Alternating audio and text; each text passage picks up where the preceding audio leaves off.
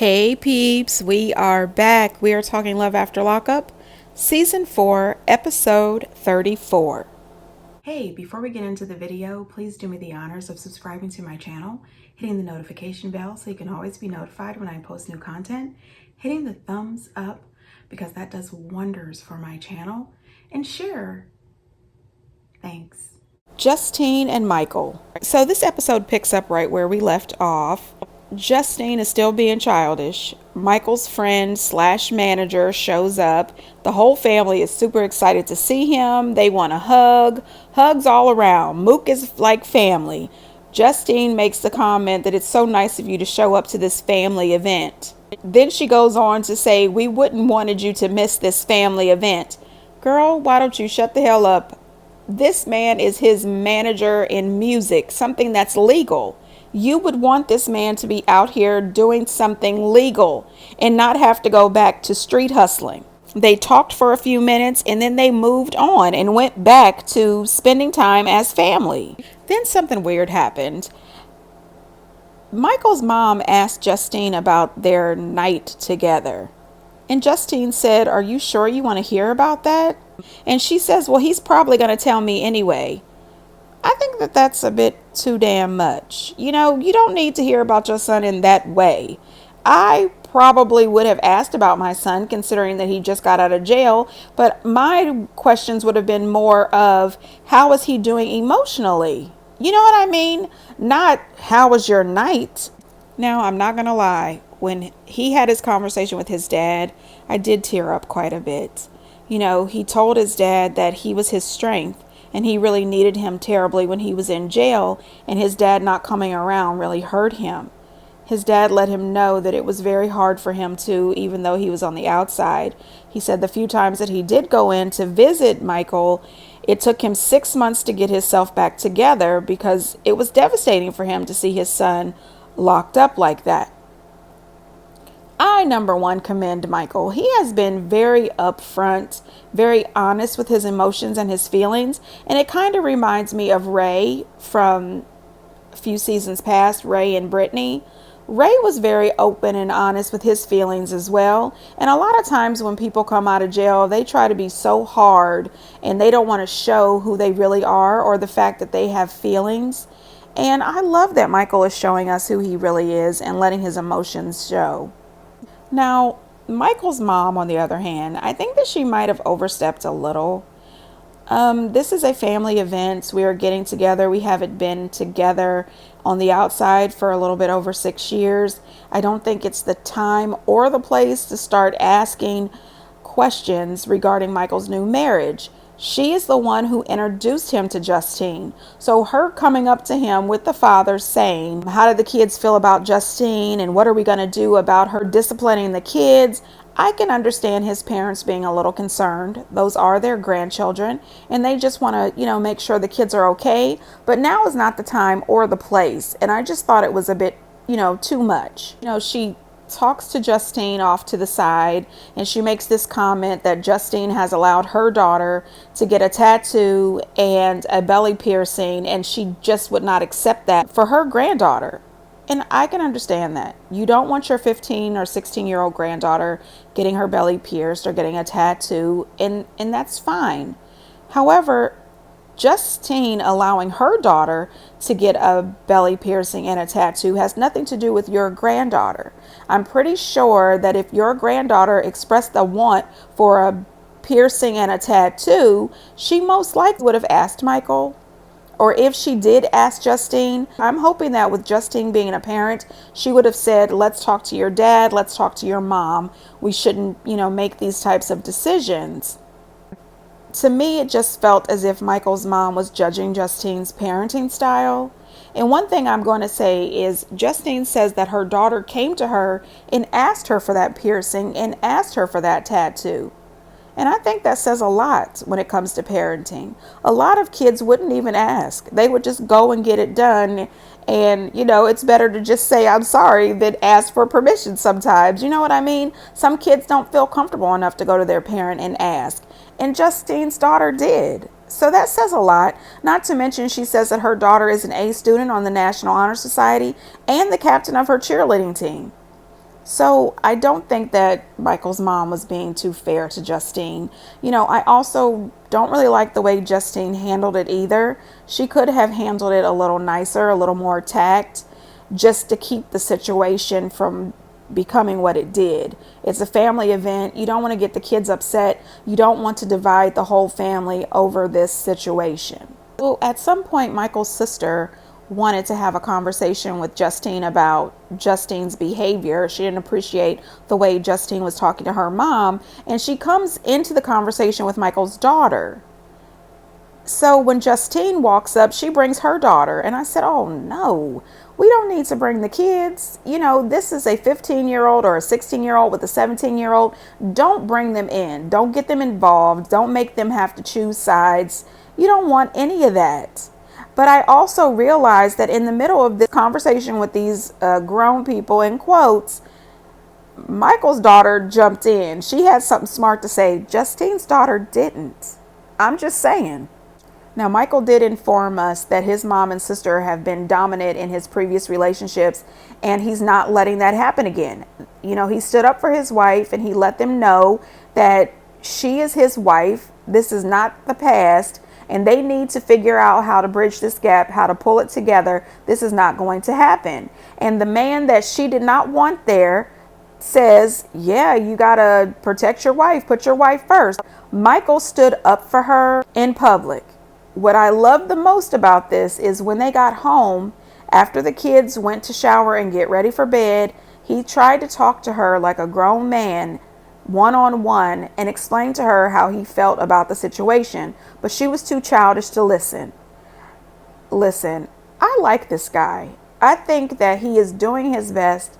He's trying hard to do the right thing. He's trying to blend his family, and I think that Justine is being a little childish, and I think that his mom is overstepping. She needs to pull back. She's doing a little bit too much.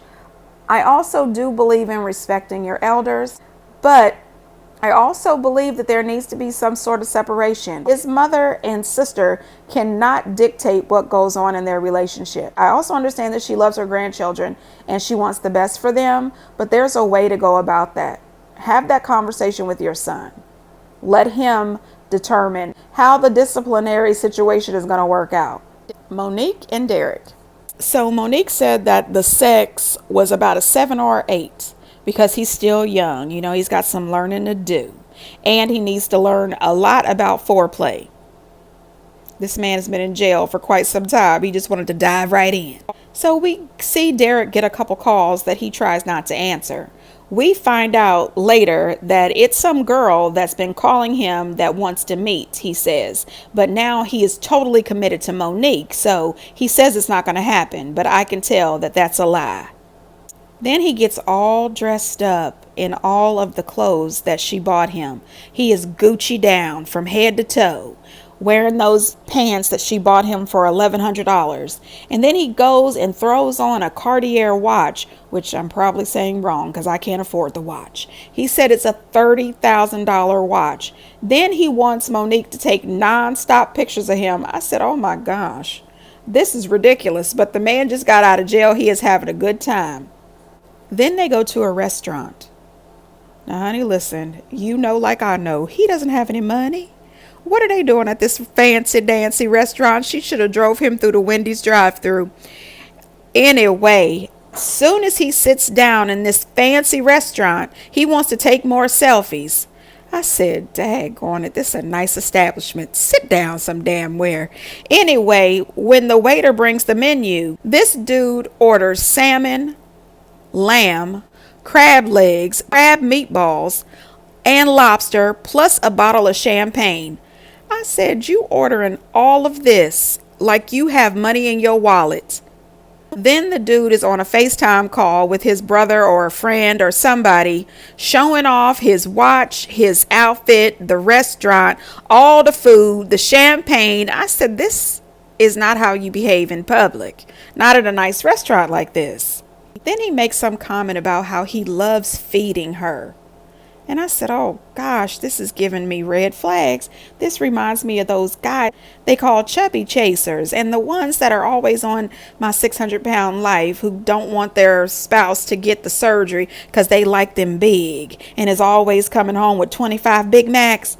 I don't like that. I would like to say that when the food was delivered, it did look delicious. He goes on to remind her that he is having a great time. He could go on partying like this all night, and he would like to go to the casino. This dude tells her that she is going to need to go to the ATM to get some money for us.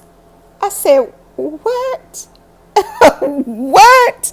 She needs to go to the ATM to get money for us. That's exactly what he said.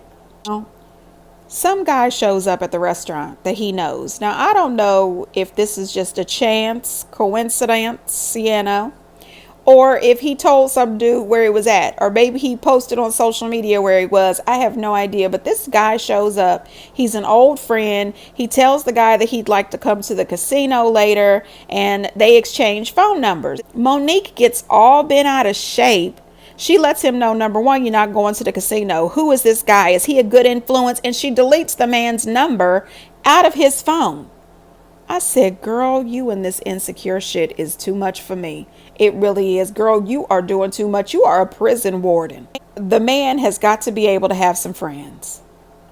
He's not just going to give every second of every day to you, Monique. I'm sorry. You have got to stop that. At this point, Monique, you have got to see the writing on the walls. You are this man's ATM.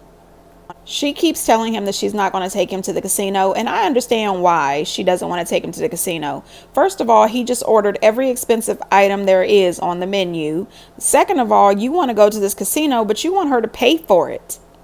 Hell to the no. She keeps on trying to say that she doesn't want him to go to the casino because he was doing that before he got arrested. She's worried about him being friends with these people and things like that. No, ma'am. That's your insecurities that's playing out. This has absolutely nothing to do with his past vices. Now, when the bill comes, the waiter is standing there holding the bill. The bill is $506.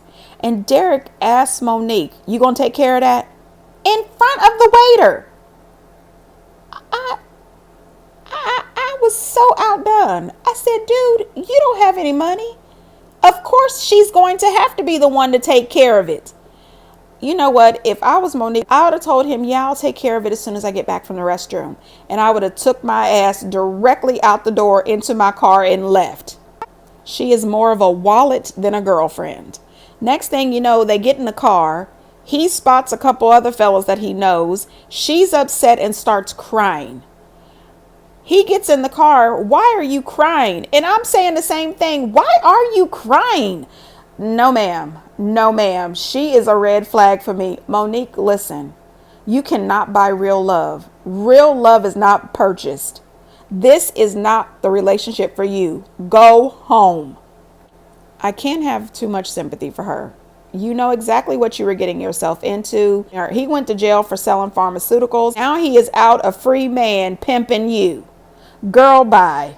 It also tells us that she is a receptionist. And I don't know how she's going to support this man's lifestyle. You are going to go into some serious debt.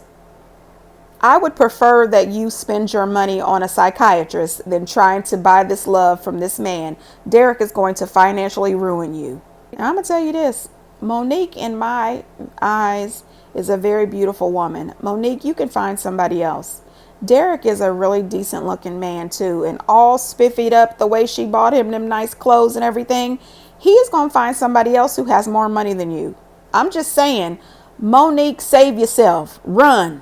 In the end, she ended up relenting and going to the casino. She threatened him a few times, telling him that if he went out to the casino with his friends, don't come back. Or if he left, she was going to leave and she was going to go home. It was a whole bunch of threats that we knew she wasn't about to do. She ended up grabbing her purse and slipping on her slippers and headed out the door to the casino. On her way to the ATM, I hope she used an outside ATM because the ones in the casino are a ripoff. I'm telling you, $506 for dinner. then money for the casino, and he's wearing a $30,000 watch. There is no fucking way. Eris and Cameron. Honey, listen, this is going to be 2 minutes. This dude is on his way to the halfway house. He has to be there by 9 o'clock a.m. So she is driving him from Michigan to Kentucky. The only thing this man talks about is sex. This man gives me creep vibes. I don't see what she sees in him. She can do so much better. None of his conversation is of any substance. He is real corny. It's too much. He is extra AF. Clearly, she does not see the same person that I see. He comes off as a fool. He is embarrassing. It's just too much. He is too much. And she wants to bring him home to Florida with her and her daughter. And I don't know how she thinks he's going to be able to move to Florida with her when he is on parole. That takes time. He would have to have his parole transferred. And then I keep remembering that in her first episode, she was saying how she didn't like all these dudes on the outside because all they talked about was sex. This is all this dude talks about. And let me tell you, when he started talking about muffins, that really pissed me off and grossed me out. I had just pulled some banana nut muffins out the oven. Now I can't even eat my damn muffins. I mean, seriously, just another reason for me not to like his ass. One thing is for sure, I don't like a man who is extra like that. That's just too much. Just lame. Gabby and Chris. So we find out that Chris is about to get out the halfway house after 2 months. Gabby says that she's been going over the cell phone records and found out that Chris has been calling and talking to girls. But she also says that she's got some secrets that she needs to tell him. Girl, we know that. We knew that when you got the vaginal rejuvenation. Anyway, she says if he's going to be living in her house, he's got to follow her rules. Now that he's coming home, she says that she's going to have to tell him the truth. Girl, listen, you and Chris had no business together at all. Both of you are extremely toxic. Both of you are volatile, and you both like to fight. We know that. Then we see Chris's mom standing on the street with a dude that I thought was Chris. And then when I seen Chris running out, I said, oh God, there's another one. They look like triplets. Chris's mom is standing out there with her other son talking about, where's Gabby? She's not here to pick us up. You will definitely be taking the subway. Chris's mom asked him if he have any of his money left from the settlement. And he says no. And I said, well, you gave $60,000 to Gabby, which she totally blew on stupid shit. And then he said last episode that he gave his mom some of the money. Where did the rest of the money go? And it just is ridiculous to me to think about $150,000 that pretty much was just blown through. That is a substantial amount of money.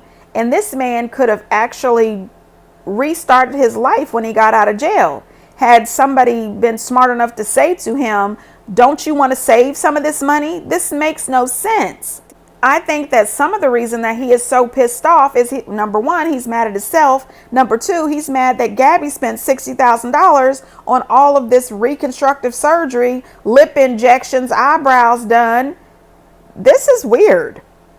And Chris's mom acting as if she didn't have any of the money at all. I don't know why, as his mom, she didn't say to him, son, let's put this money in some kind of interest-bearing account until you get home. And then when you get home, we can figure out, how you want to spend this money. Let's make sure you have something when you come home. So maybe you can get your own apartment, live your own straight and narrow life, and start a business. Do something. He's talking about he wanted to invest in Bitcoin and all this other stuff. Where was these ideas when you were in jail? And Chris's mom is full of shit. I don't like this. She is promoting him telling lies by giving him a second phone that he can use to cheat on his wife. Even if you don't like her, you are enabling him and helping him lie to his wife. That is not a good idea. Now, Gabby not wanting to pick him up, I felt like, okay, you're being childish, you're doing a lot. He did pay for the car. I'm just, I think that Gabby is really playing with fire. Chris seems to be unhinged. She's doing too damn much. Not picking him up from the train station, even though she told him she would meet him there, was doing too much, and he was getting angry and pissed off, and we know what happened between the two of them with their domestic violence situation. I think that both of them are two unhinged people with attitude problems. It's too much. Nathan and Skylar. Now, was anybody else wondering the whole time they were laughing and joking and hugging Skylar when she got out the car about the neighborhood? I said, I wonder if the people who live there feel some kind of way about prison drop-offs right in front of their house. I'm just saying. Skylar's mom is really pissing me off too. She keeps blaming Nathan for Skylar going back to jail. Skylar missed her curfew. That's Skylar's problem. As an adult, she should have said, Nate, let's check the time. You know I've got a curfew. If I miss it, I'm going back to jail. This is her problem. Don't blame him for the shit. So we find out that Skylar was raised in an upper middle class family in a multi-million-dollar subdivision, and her parents never said no. That's the problem. They never said no. They should be your parents, not your damn friend. I'm just saying. Her mom is bringing her Chanel shirt, really nice, cute outfits, and, you know, he pulls out a shirt that he purchased for her that was airbrushed. Her family looked at it a little weird. He gets in his feelings, and once they leave, he's acting a little odd. I'm thinking that Nathan is insecure and feeling as if he is not worthy of Skylar. Skylar does inform us that she had a $700 a day addiction to ethanol habit. And I'm saying, girl, you are blessed by the Lord. I don't know how you survived, but I'm glad you did. And even though I am not a representative from Narcotics Anonymous, I don't think it's a good idea for Nate and Skylar to be together simply for the fact that they are both addicts fresh out of jail. They get to the coffee shop and I crack up when she tells the barista that she just got out of jail. And the barista said, well, how was the coffee in prison? I chuckled. I said, girl, what? Listen, she wants to know. She said it was instant coffee. And I said, I think I remember back in the day, one of my grandparents used to have instant coffee. And it was like coffee crystals that they put in the hot water and stirred it. And it was done. I don't know. It was kind of like instant tea or something. I have no idea, but ooh. Next thing you know, this dude spills a little bit of coffee on his shirt and all the red flags. I said, oh, hell no. Nope. Something is not right with Nathan. Something is not right with Nathan. All of his insecurities started showing, and it was just total self-sabotage. I said, what is going on? He just sat there and was staring at her, and I was looking at his face, and I said, oh, this is creepy. It was kind of weird. And I was thinking, girl, you should just get on the phone, call your mama and tell her to turn around, come to this coffee shop and pick you up. No, ma'am. I was worried about her, but now I'm worried about him. Dude, your behavior is too much. She even asked him, she said, what's wrong? She says, are you mad at me? Should I be mad at you? And then he goes out to the car to have a little tantrum. I don't know if he was having a little tantrum or if he was just taking some time to cool off. It was too damn much. I started getting red flags from the beginning with the constantly begging her to tell him that she loves him. This is saying to me, you need some therapy more than you need anything else. Then they get back to his grandmother's house, and honey, listen, I don't know why Nathan and his aunt was out shopping for candles. I really don't know. They should have been in that house throwing away all the stuff that's not needed and decorating that bedroom. Honey, listen, Skylar, the spoiled, pampered princess, acted as if she was too good for this house and this bedroom. I said, girl, you just came from the prison. Okay, if you wanted more, you should have went home with your mama. She sees these dolls that his grandmother has, and she says these dolls are creepy, and I'm not lying. I thought they were creepy too, but still, I live in my own place where I paid a mortgage. I put whatever the hell I want in here, and that's what you can do when you get on your feet.